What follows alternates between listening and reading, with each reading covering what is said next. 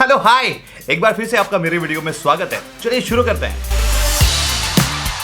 Hello hi, नमस्ते, सलाम, जय भी मेरी जान। मैं हूं आरजे जैकी आपके साथ और आज मैं आपको बताऊंगा ऐसे बहुजन फिल्म मेकर के बारे में जिन्होंने फिल्म इंडस्ट्री का नक्शा ही बदल दिया। जी हाँ, मैं बात कर रहा हूं पा रंजीत की। पा रंजीत चेन्नई के करलापाकम में पैदा हुए थे और यहीं से उन्हें डिस्क्रिमिनेशन का सामना करना पड़ा था अपने बचपन से। मैं जहाँ पैदा हुआ उसका नाम था करलापाकम और करलापाकम के अंदर एक जगह थी जिसका नाम था कॉलोनी। अब वो जगह 2 हिस्सों में बट गई थी। ठीक है, अब वहाँ पे सिस्टम ऐसा था कि मेन पार्ट में सो कॉल्ड अपर कास्ट लोग रहा करते थे, like Brahmins and other caste भी। ये जो इंटरव्यू है ये आप पूरा देख सकते हैं फिल्म कैंपेनियन साउथ पे और पा रंजीत की डबिंग मैंने की है। तो आगे बढ़ते हैं। कहानी कुछ इस प्रकार है कि बचपन से ही डिस्क्रिमिनेशन का सामना पा रंजीत किया करते थे और जब भी अपने वो पापा को पूछा करते थे कि पापा, हम जहां पे रहते हैं करलापाकम के अंदर कॉलोनी है, उस कॉलोनी के बाहर जो भी पानी है या फिर पेड़ है या फिर मुझे वहां पे खेलने का मौका क्यों नहीं मिलता है, तो उनके पापा कहते थे कि बेटा रीति रिवाज ऐसे ही है, सब कुछ ऐसे ही चलता आ रहा है। तब वो पा रंजीत बहुत ही परेशान हुआ करते थे, उन्हें समझ में नहीं आता था कि हो क्या रहा है। और इसी इंटरव्यू में पा रंजीत ने कुछ ऐसी बातें भी की हैं जिससे आपको पता चलेगा कि डिस्क्रिमिनेशन सिर्फ गांव में नहीं, शहर में भी होता है, लेकिन उसका रूप बदल जाता है। लोग सीधे से आपको डिस्क्रिमिनेट नहीं करते, लेकिन हाँ, इनडायरेक्टली जरूर आपको कहीं ना कहीं डिस्क्रिमिनेशन का सामना करना पड़ सकता है। ऐसा डिस्क्रिमिनेशन का सामना मैंने खुद किया है जब मैं लखनऊ में था। सो ये होता है। ये सब चीजें पा रंजीत को सोचने पे मजबूर किया करते थे कि मेरे साथ ऐसा क्यों होता है। और जब उन्होंने रिसर्च करना शुरू किया तब उन्हें पता चला कि ऐसे ऐसे मुद्दों के खिलाफ आवाज उठाई थी द वन एंड ओनली बाबा साहब आम्बेडकर ने। तब उन्होंने बाबा साहब को पढ़ना शुरू किया।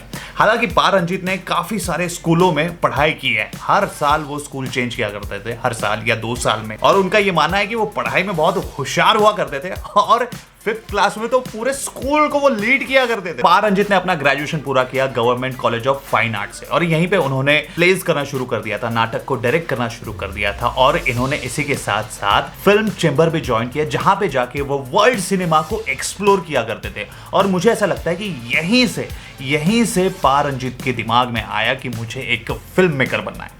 पा रंजीत की माने तो 2 फिल्में ऐसी हैं जिन्होंने उनकी लाइफ चेंज कर दिया, उनके सोचने का नजरिया चेंज कर दिया।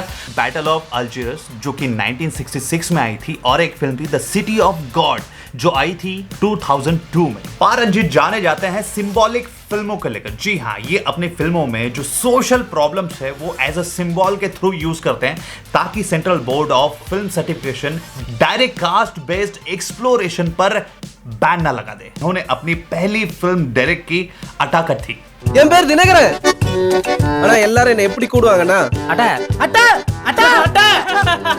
अटाकथी एक ऐसी फिल्म थी जिसमें पा रंजीत ने समाज के प्रॉब्लम्स को, वहां पे होने वाले डिस्क्रिमिनेशन को और हम यानी कि बहुजन जो भी युवा है उनके इंटरेस्ट को बड़ा बखूबी तरीके से बताया है। और इस फिल्म में पा रंजीत ने लोक गीतों का भी इस्तेमाल किया जो कि वो बचपन में सुना करते थे।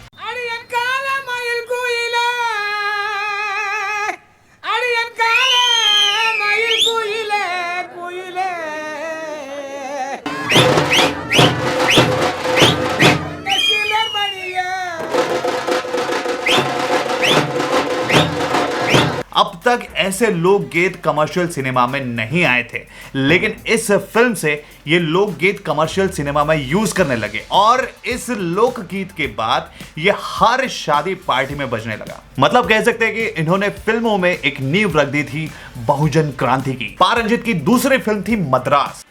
once upon a time George டவுன்ல ரெண்டு ஃப்ரெண்ட்ஸுங்க திக்கு ஃப்ரெண்ட்ஸுங்க। ये फिल्म बेस्ड थी नॉर्थ चेन्नई के ऊपर, जिस एरिया को अब तक फिल्मों में एक क्राइम सिटी के तौर पर दिखाया जाता था, लेकिन पा रंजीत ने इस सिनारियो को ही चेंज कर दिया। उन्होंने बताया कि यहाँ के जो युवा हैं वो आईटी में काम करते हैं, यहाँ पे भी सोशल रिफॉर्म्स हो सकता है, यहाँ पे भी लोग अपनी जिंदगी बहुत आसानी से जीते हैं। अब तक इस एरिया को बड़ा ही आपराधिक एरिया बताया जाता था फिल्मों में, लेकिन इसके बाद पा रंजीत के फिल्म के बाद इस एरिया को देखने का नजरिया लोगों का चेंज हो गया। मद्रास फिल्म के बाद लोगों को पता चल गया कि अब आ चुका है ऐसा फिल्म डायरेक्टर जिसने बहुजनों को आवाज दी है। इसके बाद तो पा रंजीत ने सारे जो गणित होते हैं वो ही पलटा दिए। मतलब आज तक हमारी फिल्मों में दलितों को या फिर कहें बहुजनों को ऐसा दिखाया करते थे कि ये बहुत ही मतलब एकदम पिछड़ा वर्ग है। लेकिन पा रंजीत की कबाली के बाद लोगों को पता चला कि हम भी किसी से कम नहीं।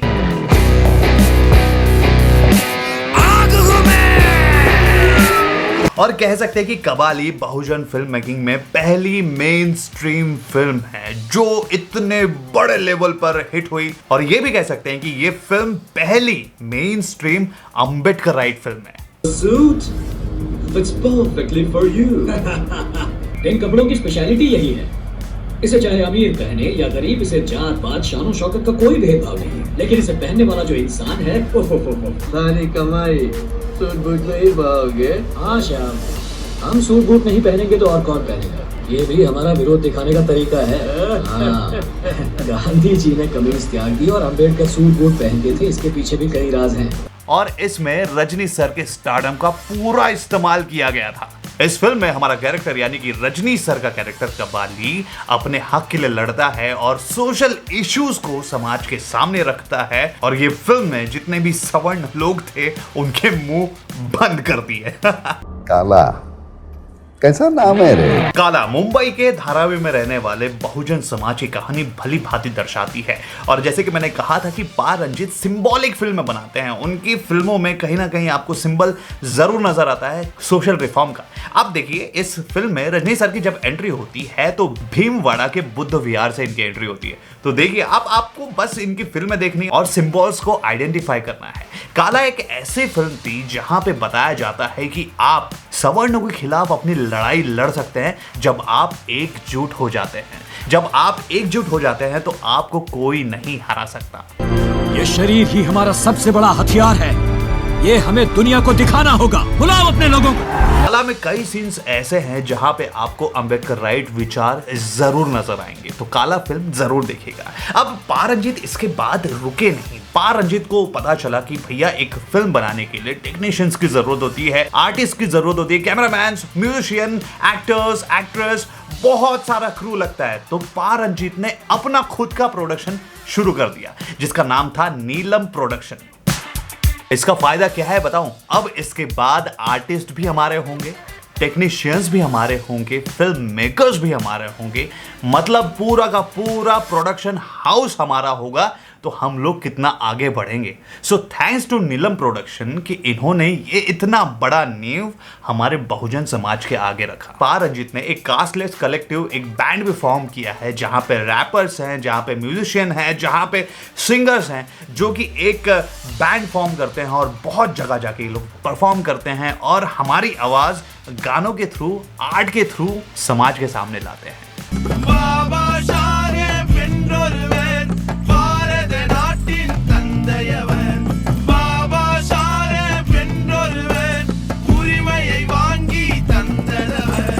यानी कि आप समझ रहे हैं, अब हम जमाने के साथ साथ बदलने लगे हैं। हम रैपर्स हैं, हम फिल्म मेकर्स हैं, हम हीरो हैं, हम सब हैं। और हाल ही में आई पा रंजीत की फिल्म सरपट्टा परंपराएं भी एक ऐसी फिल्म है जो सोशल जो प्रॉब्लम्स है उनको समाज के सामने रखती है, एक नया आईना दिखाती है।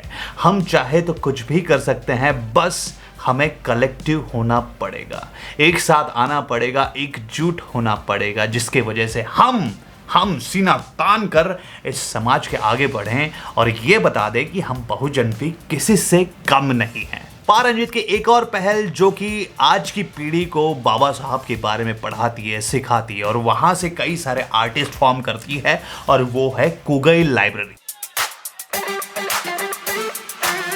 एक ऐसी लाइब्रेरी जहां पे बहुजन बच्चे आएंगे, यहाँ पे बाबा साहब आम्बेडकर, पेरियार को पढ़ेंगे और शोषित वर्ग को समाज के सामने कैसे लाया जाए ये भी इस लाइब्रेरी से पता चलते रहेगा। यानी कि ये एक ऐसा बेस है जहां से हम आगे बढ़ेंगे। जो आज की पीढ़ी पा रंजीत के दलित सिनेमा आंदोलन से जुड़ना चाहती है वो यहाँ पे जा सकते हैं। ये बहुत बड़ा कदम है नए आर्टिस्ट को मेन स्ट्रीम सिनेमा में लाने का। तो ये थी आज की कहानी बहुजन फिल्म मेकर पारंजित जी की। सो कैसी लगी आपको कहानी, जरा हमें कमेंट बॉक्स में बताएं, और इस कहानी को आप बहुत सारे लोगों तक शेयर कर सकते हैं, शेयर बटन दबा के। और इस चैनल पर नए हैं तो प्लीज लाइक करें, शेयर करें, सब्सक्राइब करें। और मैं ये कहना चाहूंगा कि भैया हम यहीं पे रुकने वाले नहीं हैं, हम आगे बढ़ेंगे और दुनिया को दिखा देंगे कि हम किसी से कम नहीं हैं। जय भीम।